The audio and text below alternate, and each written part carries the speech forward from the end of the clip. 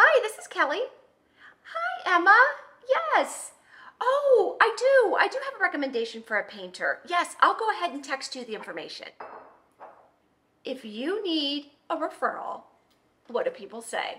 Go to a real estate agent, because of course they have somebody that they can recommend to you. But you know what? There's a little bit of a debate in my industry around, should you as a real estate agent surround your team with a trusted group of advisors that you refer out to other people, or should you keep that separate and apart from your business? It's Coffee with Kelly time. So the inspector shows up and they actually send a team of 2.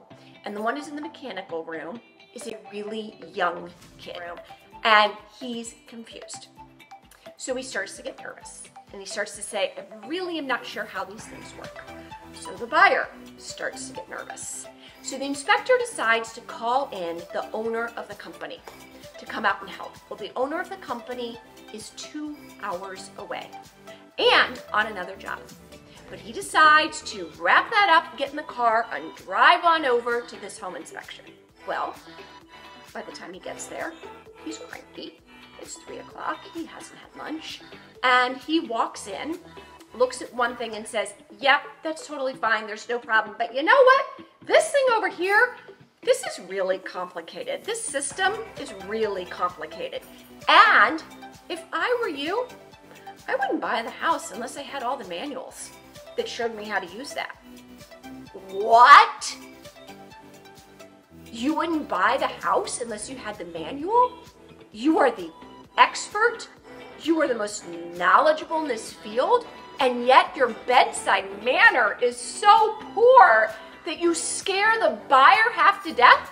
Yep, sure enough, scared the buyer half to death, and the buyer voided the contract.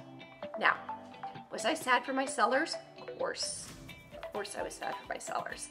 But we were able to get under contract again quickly and successfully get to settlement. So you know who I was really sad for? The buyer. Because the buyer lost out on being able to buy that magical property because the inspector was an unknown.